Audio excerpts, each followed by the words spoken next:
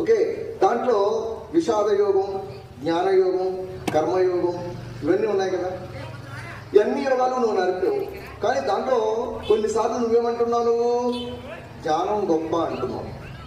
నిరాకార నిర్గుణ స్వరూపుడు ని పూజించండి అని చెప్తున్నావు. కొన్నిసార్లు ఏం చెప్తున్నావు, విశ్వరూప సందర్శన యాగం ద్వారా నాకేం చెప్పావు, నీ యొక్క విశ్వరూపాన్ని చూపించావు నాకు. విశ్వరూపంలో ఏం చెప్పావు నువ్వు నాకు అంటే సగుణ రూపం ఏదైతే ఉందో దాన్ని ఆరాధించమని చెప్తున్నావు. మరి వీళ్ళలో ఎవరు గొప్పవాళ్ళు? కొంతమందికి ఓకే దేవుణ్ణి రూపంగానే చూడగలరు. ఎవరు గొప్పవాళ్ళు అని చెప్పేసి అంటే మొదటి శ్లోకం చెప్తాను. భక్తి యోగం గురించి ఈరోజు నేర్చుకున్నాము. అంటే ఇప్పుడు భగవద్గీత అనేది మనకి MBA చదువుతారు కదండి. MBA ఏంటి? మేనేజ్మెంట్.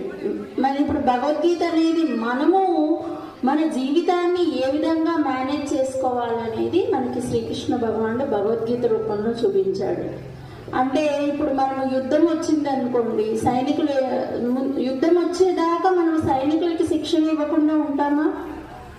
యుద్ధం ఎప్పుడు వస్తుందో మనకు తెలియదు, కాబట్టి ముందే సైనికులకి శిక్షణ ఇస్తారు. అదేవిధంగా మనం జీవితంలో రకరకాల సమస్యలు ఎదుర్కొంటూ ఉంటాం. ప్రతి ఒక్కరికి ఏదో ఒక సమస్య ఉంటుంది. ఆ సమస్యలని ఏ విధంగా ఎదుర్కోవాలి అనేది భగవద్గీతలో శ్రీకృష్ణ భగవానుడు మనకి తెలియజేయడం జరిగింది. ఈరోజు మనం భక్తి యోగం గురించి తెలుసుకుందాము. ఓం శ్రీమద్ భగవద్గీత అద ద్వాదశోధ్యాయః భక్తి యోగః అర్జున ఉవాచ ఏవం సతతయుక్తాయే భక్తాస్త్వాం పర్యుపాసతే ఏ చాప్యక్షరమవ్యక్తం తేషాం కే యోగ విత్తమా.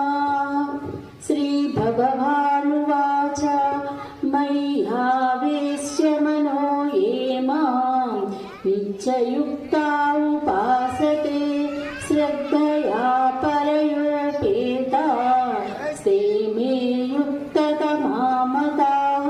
దీని తాత్పర్యం తెలుస్తుంది.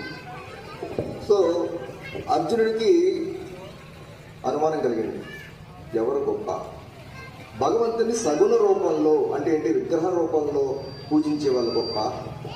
జనరల్గా భగవంతుని ఏం చెప్తాం? నిరాకారుడు. భగవంతుడు ఏం చెప్తాం? సచ్చిదానంద స్వరూపుడు చెప్తాం కదా, వెళ్ళంటాం కదా. పరబ్రహ్మ స్వరూపుడు, నిరాకారుడు అని చెప్తాం. ఆకారం లేదని చెప్తాం. మరి ఆకారం లేదని చెప్పినప్పుడు ఆకారం లేకుండా పూజించే జ్ఞానులు గొప్ప వాళ్ళ, ఆకారంతో పూజించే